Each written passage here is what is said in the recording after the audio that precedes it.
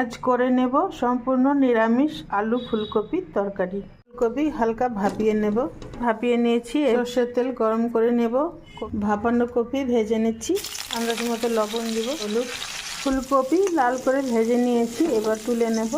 তেল গরম করে নিয়েছি, দিয়ে দিব তেজপাতা, গোটা জিরে, আলু ভেজে নেব।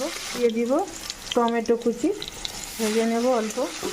এখন দিয়ে দিব একসাথে আমি বেটে নিয়েছি আদা, কাঁচা লঙ্কা আর জিরা, আন্দাজ মতো লবণ, কড়াইশুঁটি, কাশ্মীরি লঙ্কার গুঁড়ো।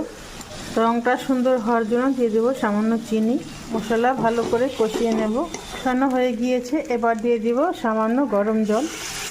এখন দিয়ে দেব কপি ভাজা, দিয়ে দিব ঘি আর দিয়ে দেব গরম মশলা বাটা।